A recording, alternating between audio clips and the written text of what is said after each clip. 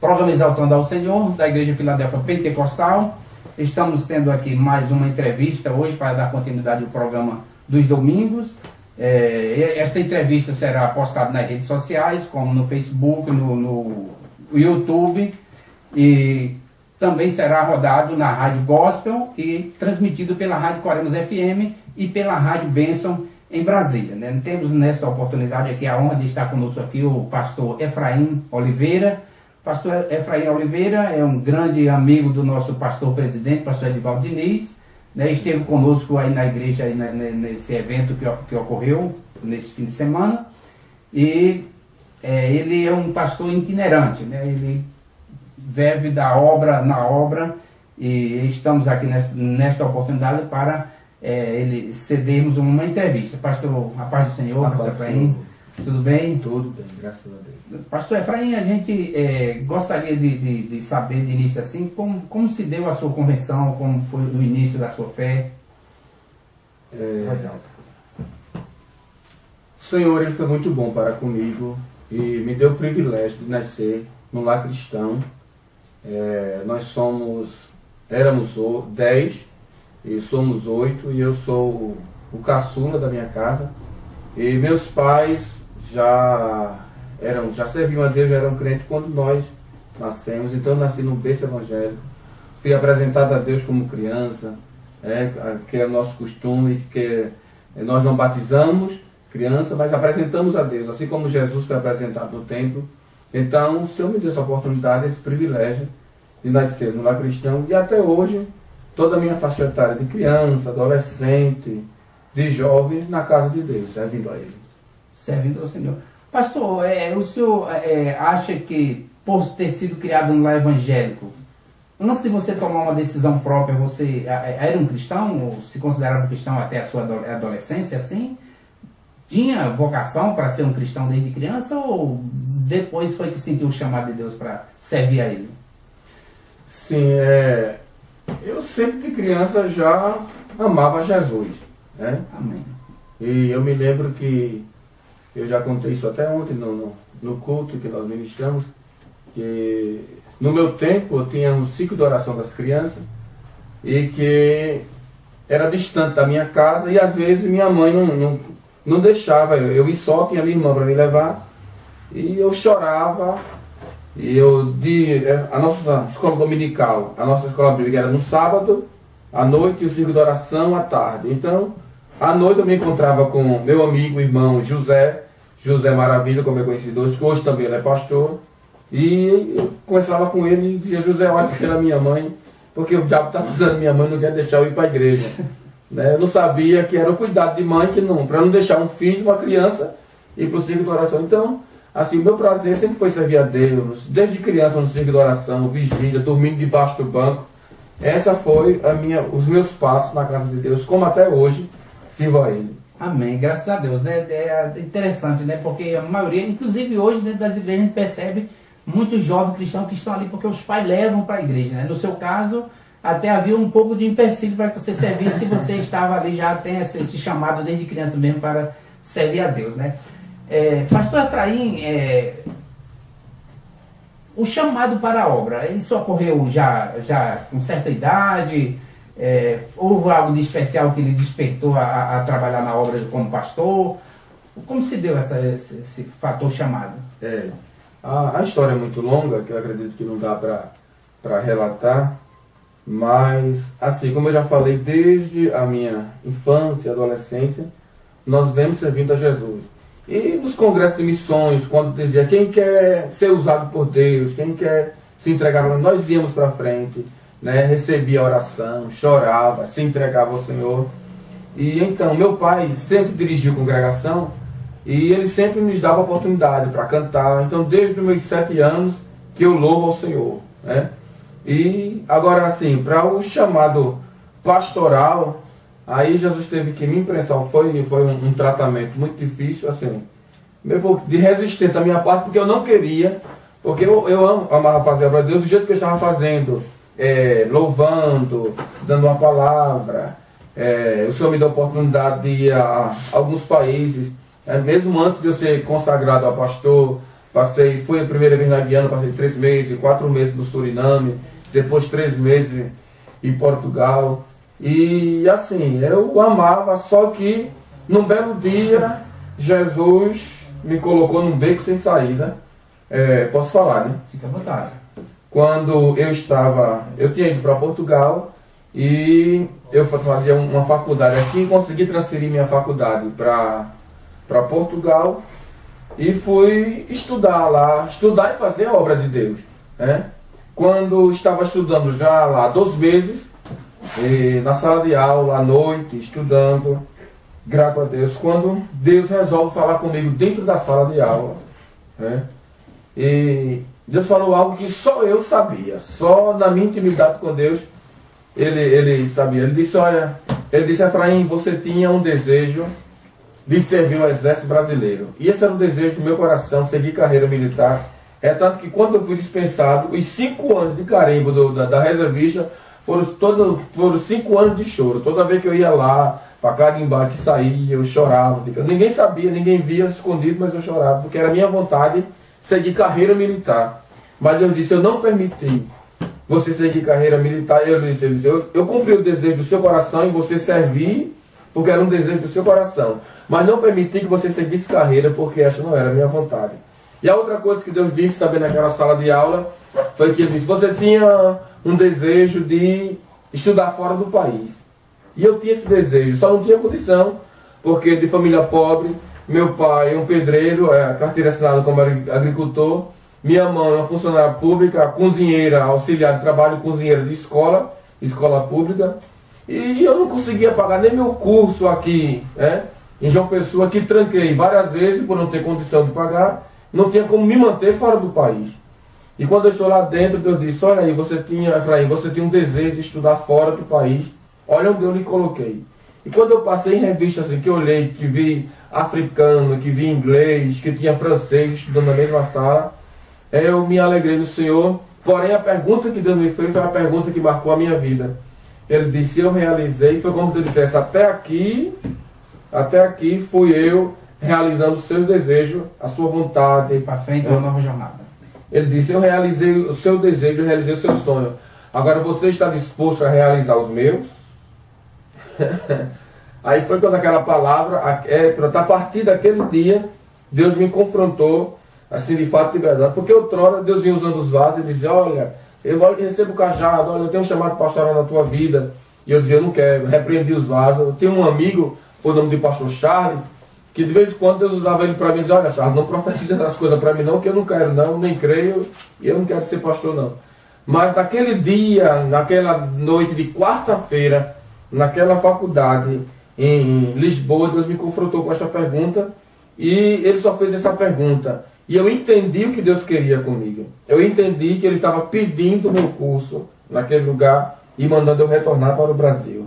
E para não adiantar muito, naquela mesma noite eu voltei para casa, dobrei o joelho antes de dormir e orei a Deus. Eu disse, Deus, se é para mim voltar para o Brasil, feche as portas para mim nesse lugar. Irmão, foi rápido. Eu nunca vi Deus escutar uma oração tão rápida. Isso foi na quarta-feira. Na quinta-feira, quando eu retornei para estudar, o professor disse, olha, infelizmente o curso tal não vai abrir esse ano. Eu já estava estudando há 2 meses. Esse ano, esse curso não vai abrir. Você pode se transferir para psicologia, ciência das religiões, ciências políticas. Você tem o direito agora a esse curso. Então eu entendi que era para mim retornar. E eu retornei e conversando com um amigo sobre o que Deus tinha falado comigo, ele disse assim, por que você não pergunta a Deus para Deus trazer, você não ora a Deus para Deus trazer ao seu coração o que Ele quer que você faça? Aí foi quando eu fui orar a Deus, Senhor, então desce ao teu coração, qual é o teu projeto para a minha vida, qual é o teu plano? E um dia eu me peguei, sentindo, eu não sei se você vai entender isso, um dia eu me peguei sentindo falta de algo que eu nunca fiz. Olha, só crente entender essas coisas. Você sentindo a falta, aquilo que, por exemplo, aquilo que você tinha repugnância, aversão, agora eu estava sentindo falta, sentindo desejo. Não dá para explicar isso. E quando eu senti aquilo, eu fiz sangue de Jesus. Eu clamei logo sangue. Quando eu clamei o sangue de Jesus, Aí o Espírito Santo bradou dentro do meu coração e disse: você não me pediu para eu trazer o seu coração? Qual era o meu projeto, que é o meu sonho para a sua vida? E eu disse: Jesus, é isto. Então eu entendi. E aí foi que começou. Então Deus foi abrindo as portas. Muita gente não entenderam. Mas como assim? Como foi? Como sucedeu? E Deus fez. E tive a oportunidade de pastorear 1 ano na cidade de Santa Rita, que é a minha cidade. Foi uma experiência muito boa de Deus para a minha vida, de crescimento, de amadurecimento. Mas não atrapalhando a sua conversa, esse chamado para servir a obra de Deus, como você falou aí, que Deus, você não pediu, Deus foi, realizou, ele te chamou. Eu digo, mas para a questão de ministrar nas igrejas, de igreja em igreja, assim, essa questão como... Você já foi até em Moçambique, né? Um trabalho de missão, né? Como, eu digo, isso se deu de que forma? As pessoas viram que você pregava, começaram a chamar para uma igreja, para outra, né? Deus ele é quem abre as portas, né? Deus ele é aquele que nos apresenta. E assim, como eu nasci no lar crente, então a minha vida foi servindo a Deus, dando a oportunidade. E foi abrindo os horizontes, né?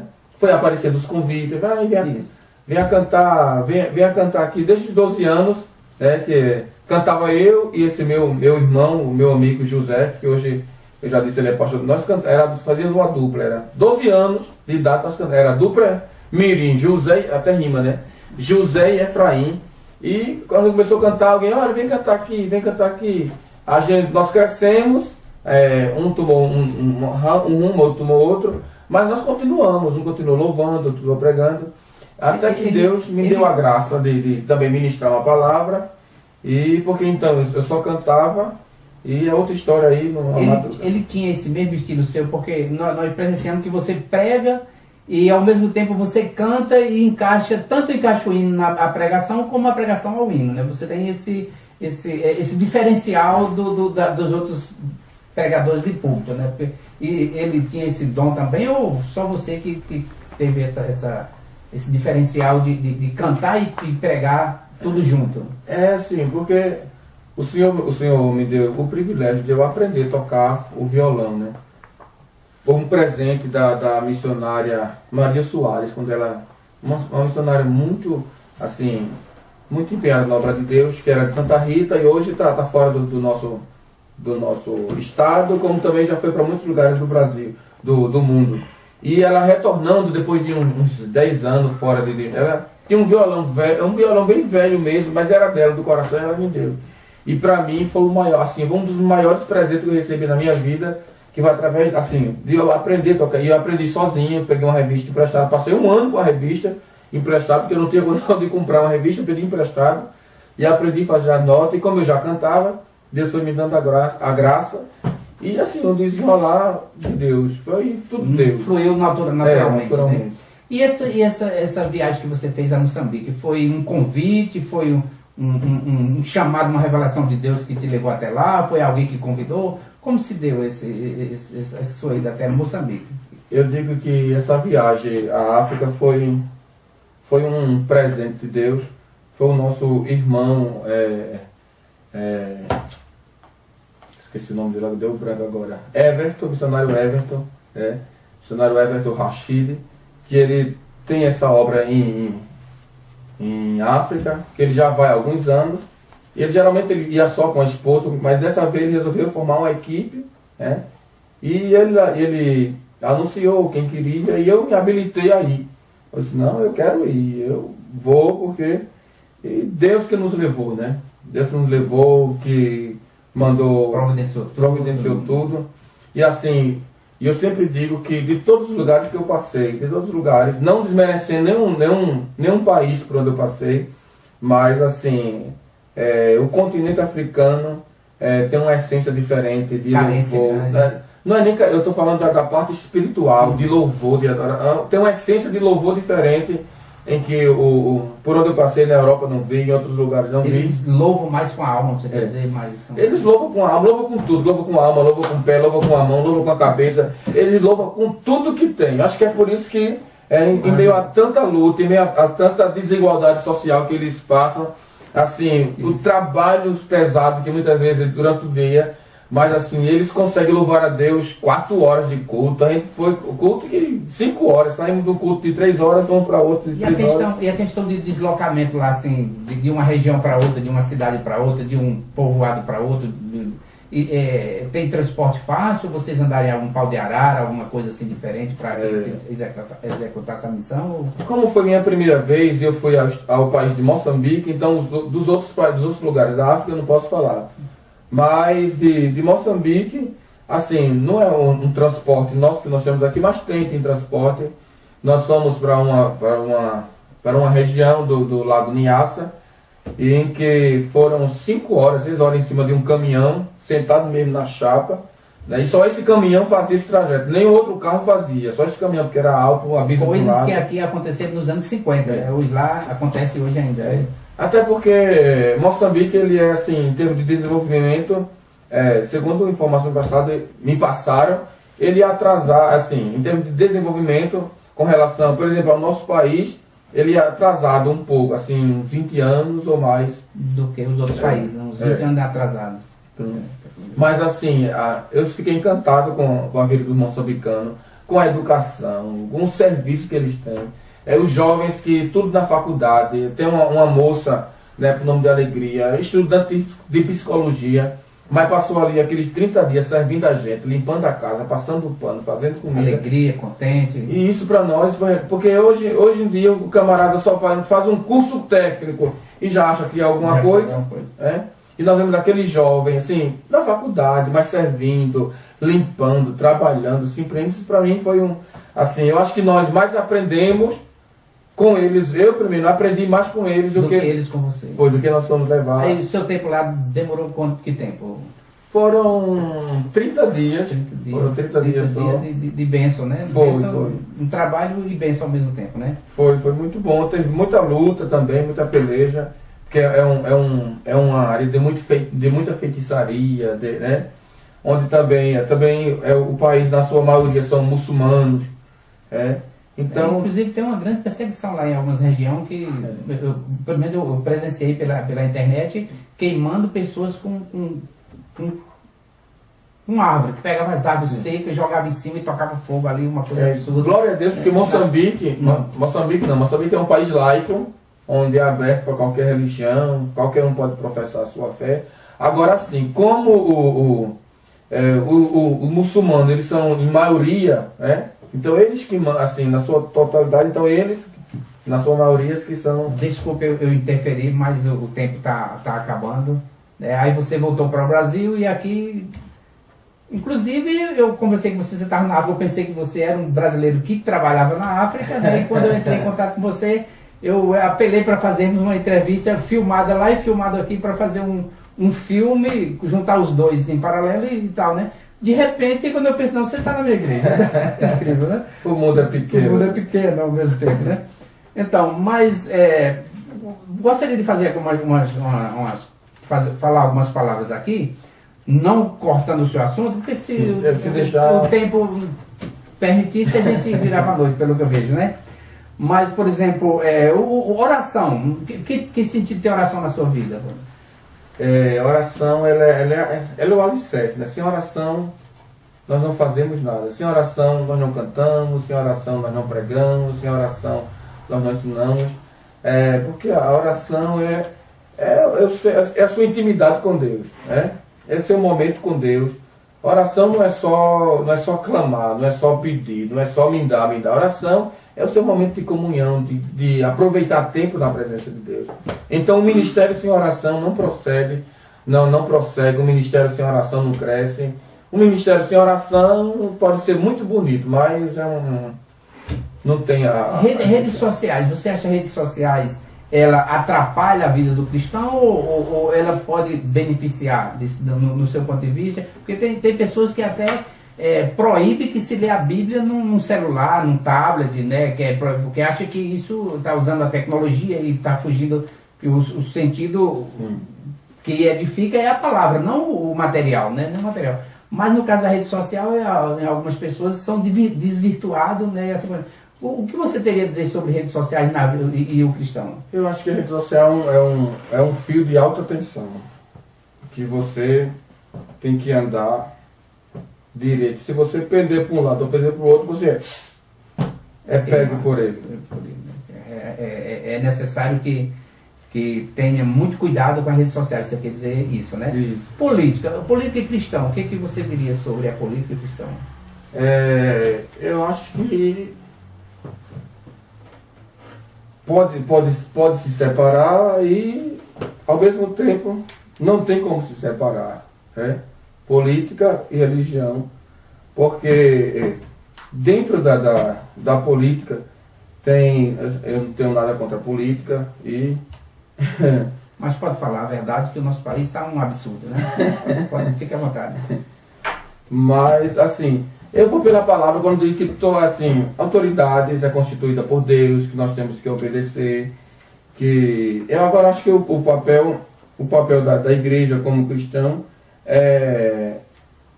não é nem como religião, é como ser cidadão mesmo, é fiscalizar, buscar, cobrar. Saber fazer as escolhas no tempo de fazer, né? Porque assim, sendo ele cristão ou não, ele é uma pessoa, ele é uma autoridade, o cristão pode, por que não pode, né? Nós vimos tantas pessoas na Bíblia que Deus levantou como liderança, né? Como governadores, como Daniel, que foi um homem íntegro diante de Deus, que Deus levantou, não era nem a sua terra, mas Deus levantou como governador. E ele fez tão bem que o rei queria levantá-lo como governador, chefe sobre outros príncipes, né? Então, agora, o problema está no coração do homem. Está na soberba, não está na política, não está na religião. Está no coração do homem. Concordo plenamente. Família. Família, ela é a base de tudo, né? Acho que todo mundo escuta essa frase, né? Que família é a base de tudo. E eu sempre digo que, em primeiro lugar está Deus na sua intimidade. Em segundo lugar está a família. E em terceiro lugar está a obra de Deus. E resumindo uma frase que eu já escutei, nenhum sacrifício, por mais que seja, vale a pena para arruinar uma família, arruinar uma casa, uns filhos, esposa. Um lar. Obrigado. Assim, eu estou falando muito, né? Por exemplo, há pessoas que se dedicam tanto à obra que se esquece da família, se esquece dos filhos, se esquece que tem filhos, se esquece... Em primeiro lugar está a família, depois de Deus, né? Isso. A família, tudo, e depois... Outra pergunta que eu quero te fazer que talvez não fosse nem necessário, mas diante da crise que a igreja passa hoje, uns cultos de doutrina, culto de ensinamento, escola bíblica dominical, tem sido constantemente, temos apenas 4 minutos, mas eu creio que dá tempo, temos constantemente a falta muito grande de membros na igreja, são poucos os números que participam desses cultos. Culto de domingo, culto de avivamento, culto evangelístico, sempre dá muita gente, mas estudo bíblico para você, o que você diria, qual é a dependência da igreja sobre o estudo bíblico? Eu nasci, a minha formação de berço é assembleiana, nasci na Assembleia, tudo, e até uns tempos atrás, o seminário era proibido, era proibido. Mas nós tínhamos algo que era fantástico, que era a escola bíblica. Nós não tínhamos seminário, mas tínhamos escola bíblica. Então, desde criança que nós vemos estudando escola bíblica, eu passei toda a fase. Então, eu acho que sem um ensinamento genuíno, também não há crescimento. Pode até crescer, mas não é um crescimento, é um inchaço, né? Tem muita coisa inchando por aí, mas não é crescimento. É inchaço. Então eu digo assim, crescimento sem conhecimento, sem uma base, é só um inchaço, que daqui a pouco acaba e vai desfaz. Então é necessário sim manter um padrão de ensinamento. Até hoje mesmo nos cultos de doutrina, que tem algumas igrejas que não tem, culto de ensino de doutrina, seja lá. Hoje o pessoal pega seu culto de doutrina para falar de besteira, me perdoe, mas de usos e costumes. Quando o culto de doutrina você ensinar a palavra, salvação, redenção, santificação, oração. Você pegar um tema, explanar, ensinar. Isso é uma linha que você está ensinando, que você não usar o culto de doutrina para você achar aquilo que você pode, achar aquilo, a sua visão, achar que isso é errado e por aí vai. Pois bem. Programa Exaltando ao Senhor da Igreja Filadélfia Pentecostal. Estamos finalizando mais uma entrevista aqui com o pastor Efraim. Reside ali em Santa Rita, Santa Rita, ali próximo a João Pessoa, né, e tem cedido essa sua entrevista. Espero que Deus tenha falado contigo através do seu testemunho, das suas colocações aqui, e que você possa despertar não só para servir a Deus, como também para trabalhar na obra, ter esse desempenho de como ele foi até a África, lugar de uma vida financeira muito precária, né? Mas que tem um povo que mesmo na luta, na prova, eles estão adorando a Deus com alma, corpo, espírito e mente, como disse o próprio Jesus, né? Em espírito e verdade. E outras atividades que ele fez aí, como deixar o seu estudo e tudo mais para servir a Deus, né? Eu gostaria de deixar um espaço para que você fizesse as suas considerações finais. Deixando que quando eu voltei para cá, Deus me deu a oportunidade de eu concluir meu curso. Esse ano que eu passei em frente à igreja foi o ano que Deus me parou para mim terminar meu curso, estudo, terminei, graças a Deus, terminei minha graduação e Deus sabe trabalhar. O que eu digo para você é que o melhor lugar de se estar é na vontade de Deus.